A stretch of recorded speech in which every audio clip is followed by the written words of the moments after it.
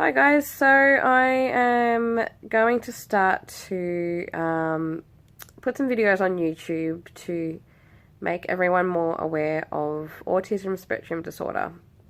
And the reason I'm doing this is to give more so friends and family some better understanding of my boys, Tyson and Jacob, who have autism. But to also give information to people who don't know anything about autism or are new to learning more about autism.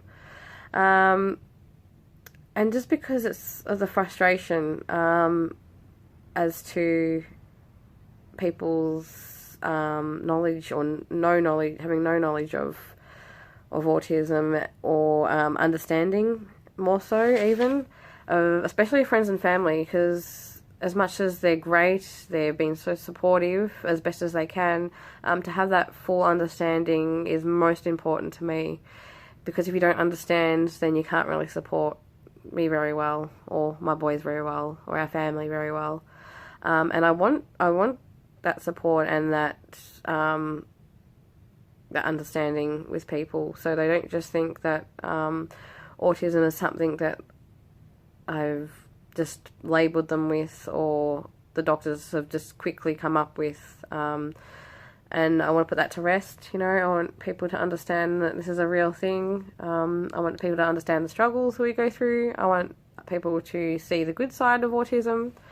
So that being said, so my two boys, Tyson and Jacob, Jacob is 6 and Tyson is 8.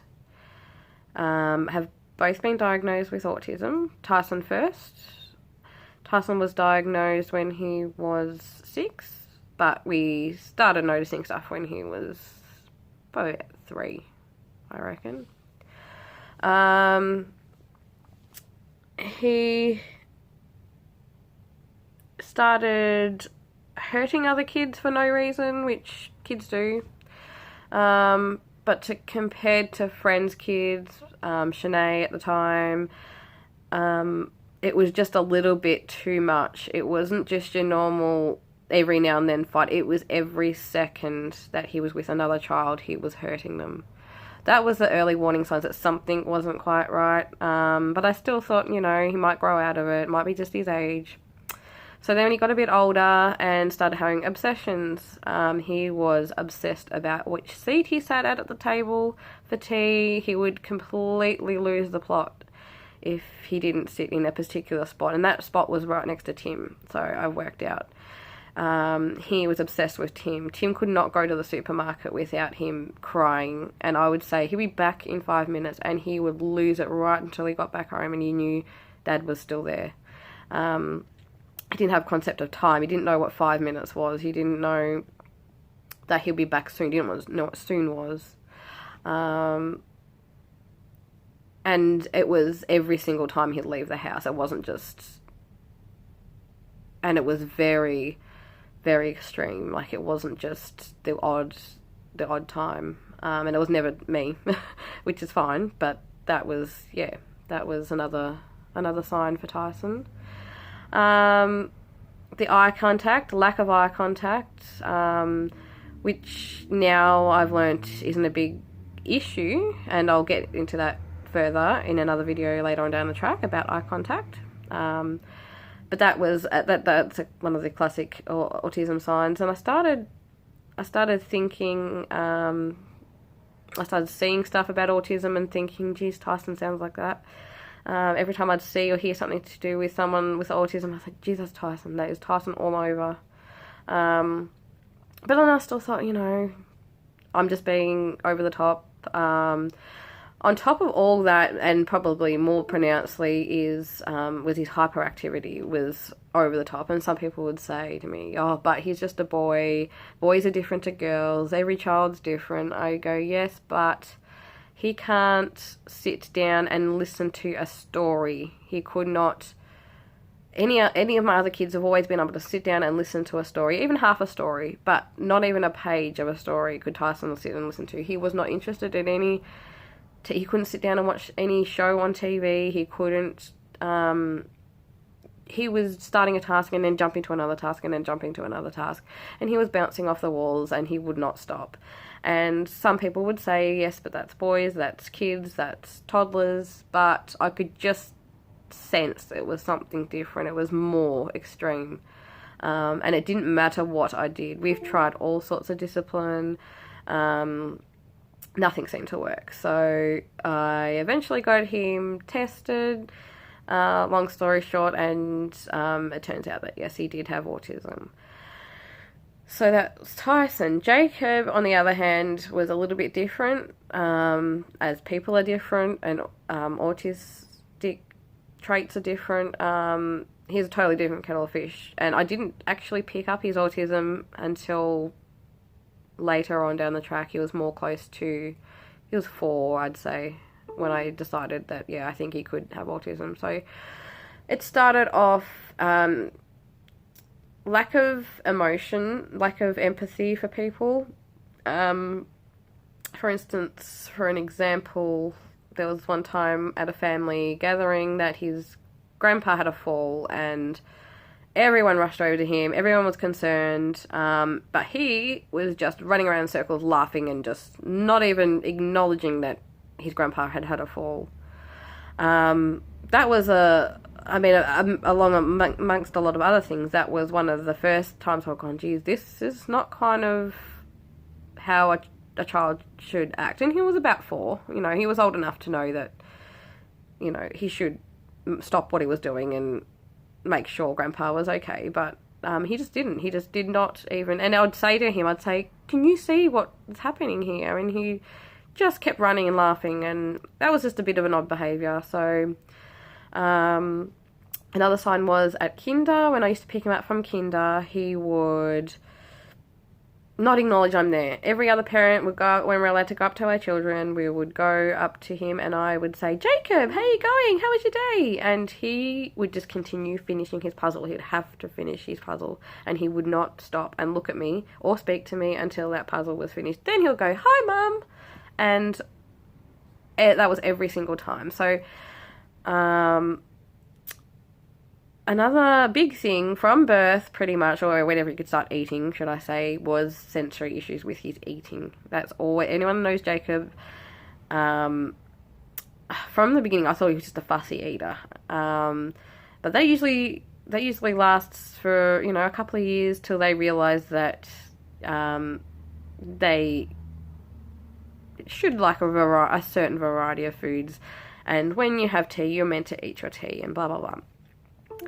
But it didn't matter what we tried. There was about 4 different foods he ate up till he was 3 or 4 years old, and that was it. That was his whole diet. Anything else, he would cry and gag and literally throw up on his plate if I tried to force it in his mouth. And that's, again, behaviour that should have been grown out of by the age of 4. So that's when as well as we had Tyson's diagnosis and a bit of knowledge about autism, plus I'm a support worker. I work with disability, so I've come across people and with autism, and I work with them a fair bit. I had quite a bit of knowledge, so I thought I'd get in early enough before 6 to get Jacob also diagnosed. And I thought, well, if he has it, he has it, he doesn't. And it turns out that, yes, he definitely does have it also. And down the track, things have progressed also, but I'll also get into that later on. So that's how we began the autism process. Okay, so now I'm going to tell you a bit about each boy and how autism spectrum disorder affects their everyday life. So I'll start with Tyson. So Tyson's number one issue, I guess, is the secondary diagnosis, if you want to call it. It's part of autism, but it's ADHD, which is attention deficit hyperactive disorder. Yep. So that's basically his brain's going a bit faster than what ours does. He's got strong impulses. He acts before he thinks, basically. So with movement, with thinking, problem solving, processing speed, is slower because his brain's distracted by other things. So that's how ADHD affects Tyson, and that's his number one issue, which causes behaviours quite often. Tyson's behaviours are quite often, and it's just that impulse, basically, that he can't control. It's very frustrating. So that affects school life. For instance, his impulse to hit before he thinks is very strong. So I get phone calls from the school all the time. He's in trouble all the time because he just cannot get the concept to think and go and get a teacher before he just decides to hit for something that could even be small, like. So that's an issue at school. His processing speed is slow because of his ability to take in information and process it. It just doesn't, it's not the same as everyone else. So he takes longer to do work because he gets distracted as well, from anything from another kid talking to lights to sound, other sounds in the room. It's very difficult for him. He needs a lot of one-on-one. He doesn't qualify for an aid though, unfortunately. But there is an aid in the room to help him. But it's not for him. The aid is for someone else in the room, but spends a lot of time with Tyson, probably even more so than the child that the aid's meant to be for. Which is great for Tyson. It's just luck, pretty much. But and he's got a really good teacher this year, which makes a big difference. The teachers make a big difference to their school year. I found I've had both terrible teachers, to put it bluntly, and some fantastic teachers, and you can really tell the difference in their excelling in everything, having a good teacher, to them plummeting very quickly with a bad teacher. And that's life, I guess. That's every school. But that's how Tyson struggles at school. Basically, that's the main things anyway. So another thing is a little bit other side is probably perfecting things. So, for instance, his handwriting. He likes to have neat handwriting and gets frustrated if he makes a mistake. And so when other kids can do a page in half an hour, he may only be able to do a page, 2 lines in half an hour. So that affects his school too. So after a long time trying to decide and trying different parenting and discipline techniques, we come to the conclusion to medicate Tyson with Ritalin, which just slows his brain down a bit, enough to make him focus a lot better and concentrate more.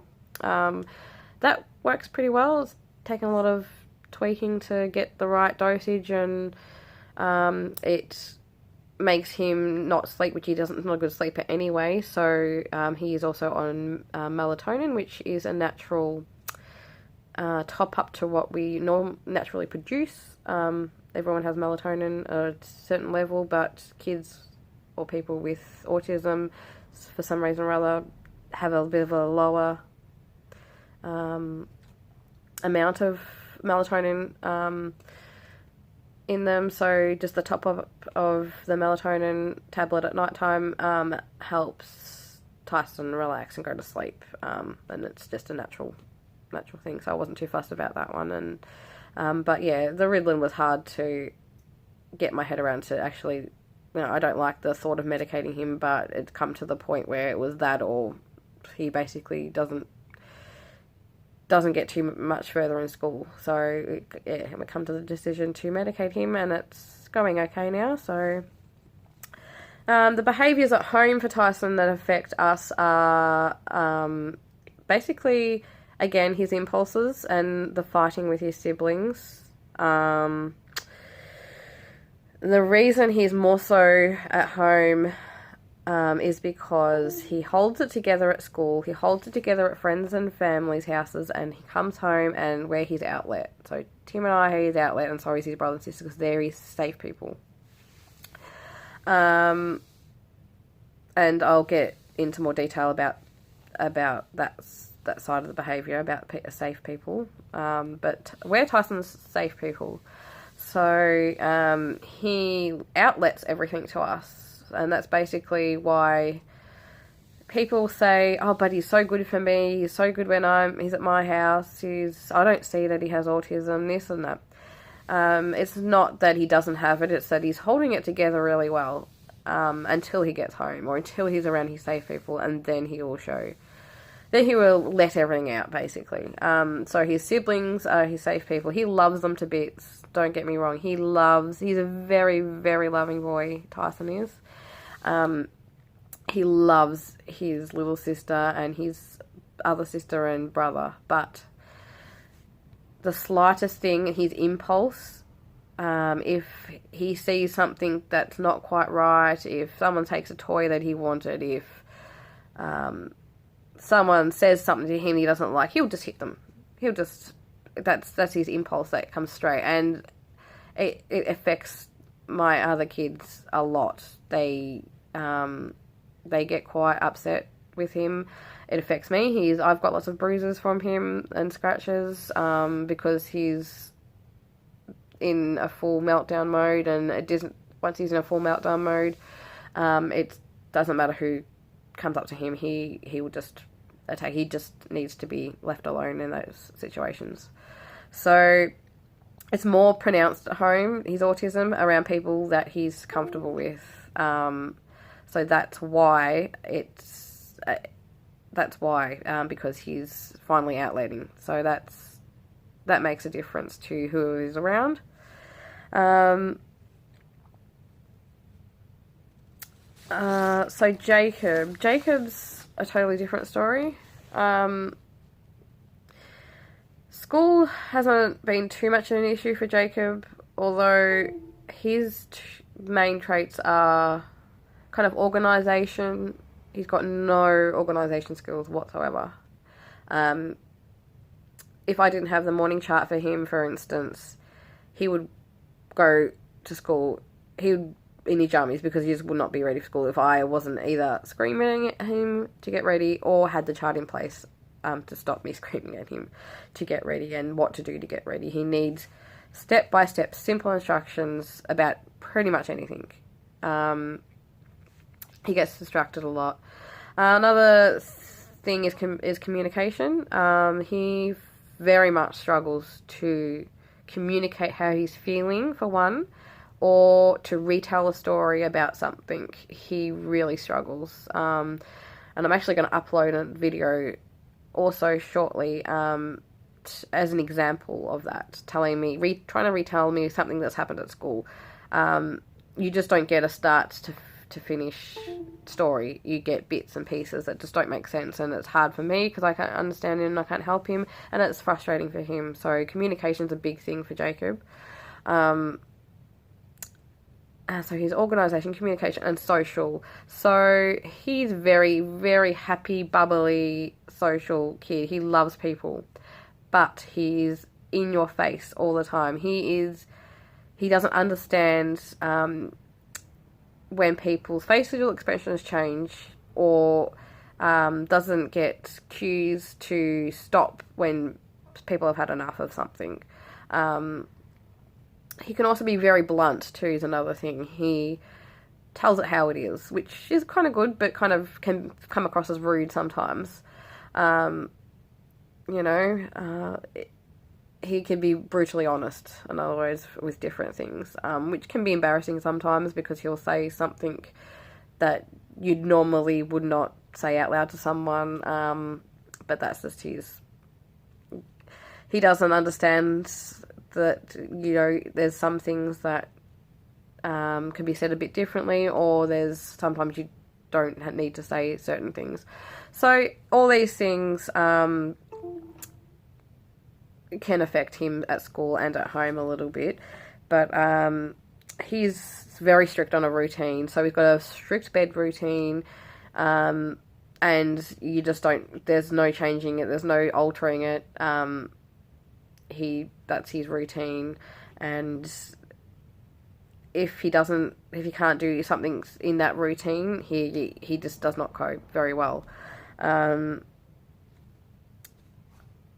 the other thing that Jacob has is he can get a bit of anxiety, which comes out in nightmares. So he has severe nightmares, and I'm not even going to retell his nightmares because they're just, I cannot believe some of the stuff he's come out with. And that's anxiety that's built up over the day, and he's thought about it and dreamt about it at night.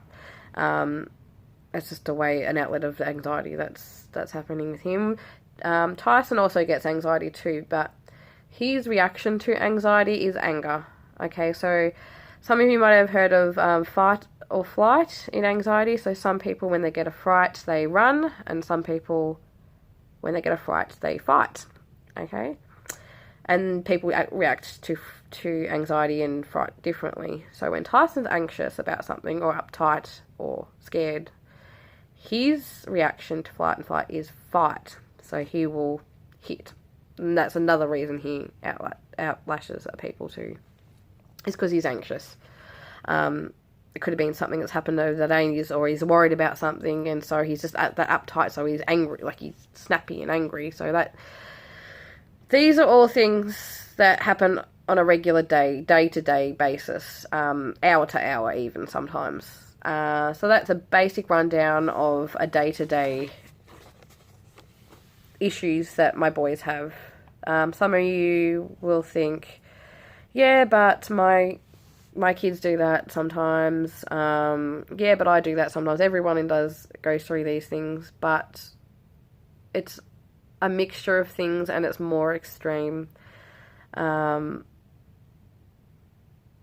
So it's just frustrating when people kind of don't believe that these boys have autism, or they think that it's a misdiagnosis, or they think it's Tim and I's parenting, or it's just the way they are. Well, it is the way they are, but it's in need of a lot of help from Tim and I and friends and family to fix some of these issues, because if they continue, especially some of Tyson's issues, who knows how it could turn out in the future. Like, it's a bit scary to think about, and I just want people to understand that this is a real thing. It's real life. I will be putting many more videos up to demonstrate some of the things that actually happen, so you can see it for yourselves. And yeah. So you're probably wondering, so why all of a sudden do so many kids these days get diagnosed with autism, especially high functioning kids? Because they don't look like they're autistic, because they just think they're bad kids, have bad parenting, and that's basically what people think, understandably, because that's the way society has looked at it over the years. But the truth is, autism's always been around. It's been around exactly the same for years, for forever. The difference is there's been more research that's made it easier for people to put their behaviours into perspective, to say, well, this is the reason for these behaviours and communication breakdowns is because they have a thing called autism, rather than they're just naughty or they're just bad behaved. And it's a lot more complicated than that. It's not just as simple as that. There's a lot of different elements to autism that creates you to have a diagnosis of autism. So if you think back to when you were a kid and there was these kids at school that were kind of weird, or they were They did odd things. They chewed on things they were not meant to. They didn't have many friends. They were just the odd person that did odd things that you thought were odd. They most likely had autism, but unfortunately back then they didn't diagnose you with autism because it was less recognised. It was more low functioning that was recognised. So they just put it down to you're a weird person and that's who you are. So they then struggled with life, and unfortunately, you know, some people really struggled and didn't cope. So I'm glad that nowadays they are recognising higher functioning autism so that these people can get help to get by life a bit easier.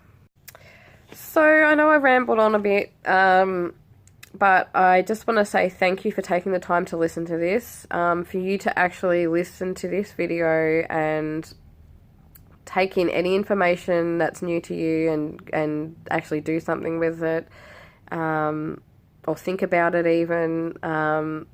It means a lot to me to even have people watch this video. Because we've got to do all we can to support these people with autism, to make the future better for them, because if we just let it go, then these kids are going to grow up not having such a good life, to, you know, end up having criminal charges against them. I can just imagine some of the things that could happen, especially with Tyson and his behaviour and his outbursts. And it's scary. So I just want to put as much knowledge and information out there and awareness to help me help him, to support him. So thanks for listening, and you'll definitely see more videos from me. Some will be vlogs from me like this, and some will just be actual video footage of the boys to show you one-on-one, firsthand, of what I'm trying to explain, so you can see it for yourself. So thanks for listening, and enjoy my videos, and share if possible. That'd be great, and thanks again.